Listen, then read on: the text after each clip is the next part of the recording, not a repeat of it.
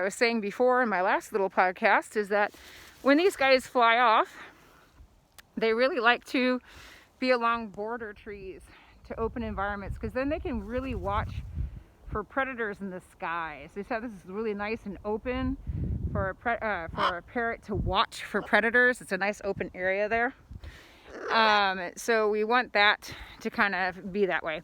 Parrots, when they fly off, they typically will not land in trees like this. This is just too open to predators flying overhead. Same with that. Versus, say, your fir trees, with your pine trees, that kind of thing. They'll usually want to land in that. So, so I'll give you an example here.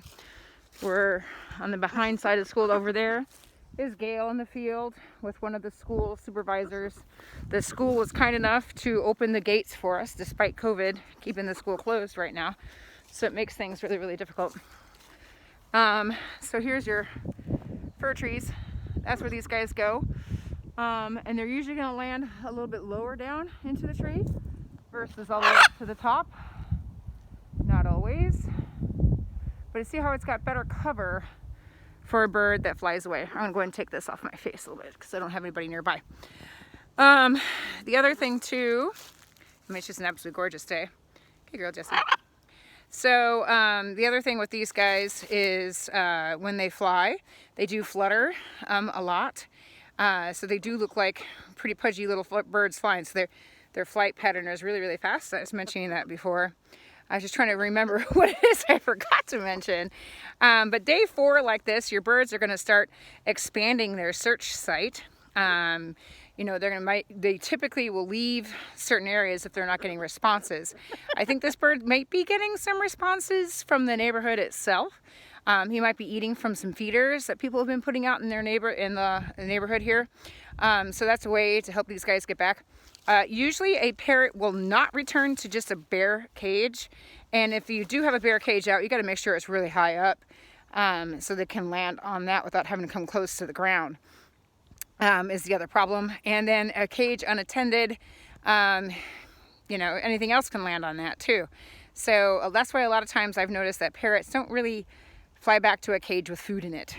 It's so far in my experience here, it's been nil, pretty much, about having a bird return because of that.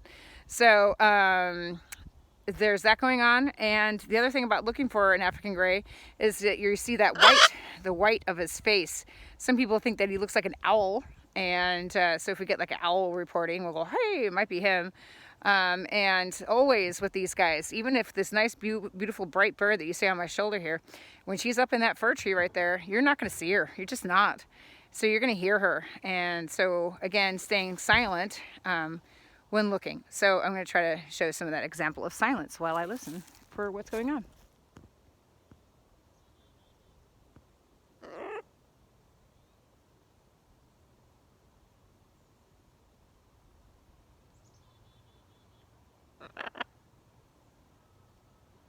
So during that silence phase, tell me, what birds did you hear?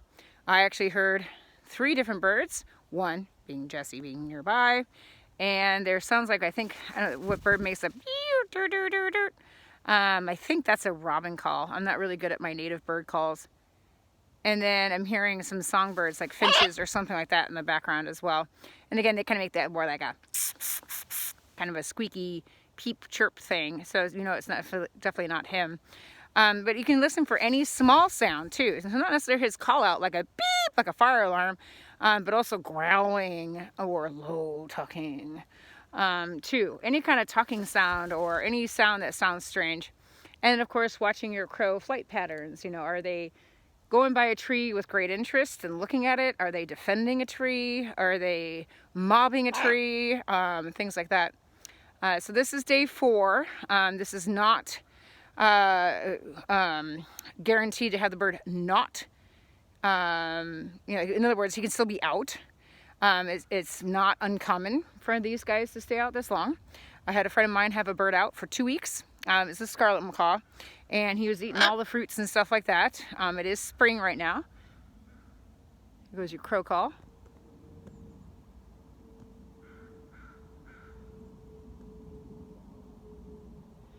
It is springtime, so there's plenty of food and stuff like that for him to kind of start chewing on and looking at.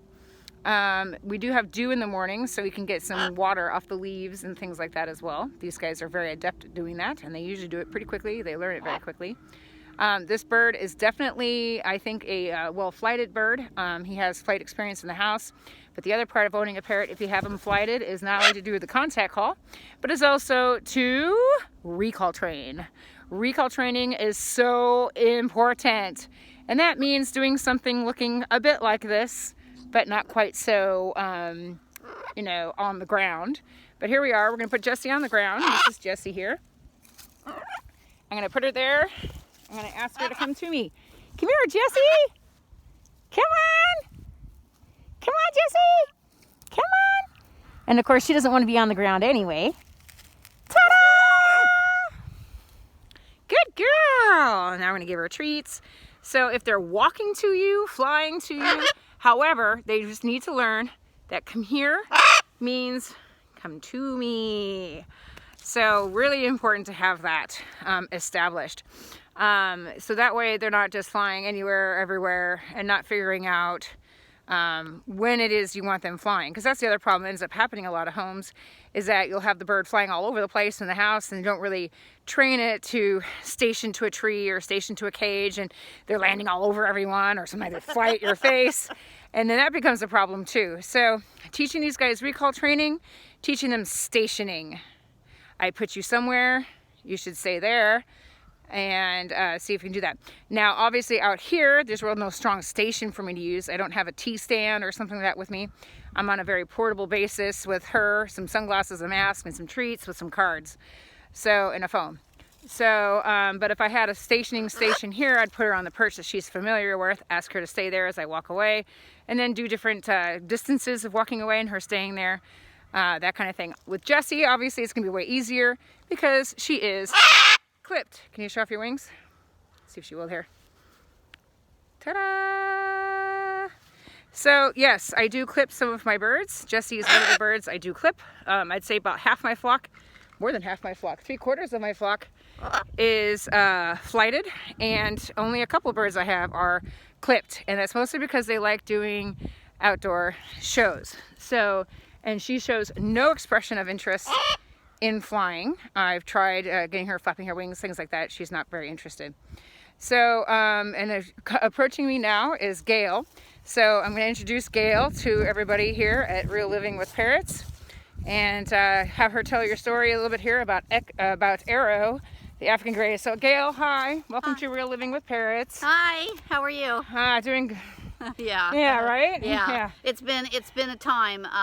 So Aero escaped from my apartment on Thursday, April 9th, about 2:15.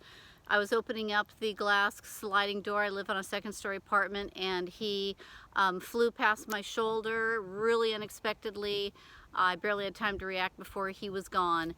And I saw him fly across 108th Street, and I thought, that's the neighborhood that I need to go check out. And unfortunately, it was a neighborhood next door that I probably should have gone to first, but who knows? Yeah. So, that's the whole thing. You kind of don't know, we don't right? know. So the next morning I came over here and we started. I've put up probably 800 posters. Wow. In this neighborhood and other neighborhoods nearby. I've had some very good friends, fellow teachers. I'm a teacher from Mill Creek Middle School. But they came out and helped me put up posters and, talk to everybody that they could see. So we've got the word out very heavily in the communities surrounding this area. And Aero, is a wonderful bird. I've had him 11 years, hand raised him from 8 weeks of age. Wow. And I was kind of wondering a little bit about his history because I didn't know. Yeah, he's been with me. He's a Hawaii bird. He came from a Nice. breeding facility on Oahu from some great people who really knew their stuff. And I flew him across to the Big Island where I used to live. I lived there for 11 years. He lived there for about 5, I think, something like that. Yeah. But yeah, so island life was awesome. And then he has been traveling with me across the United States.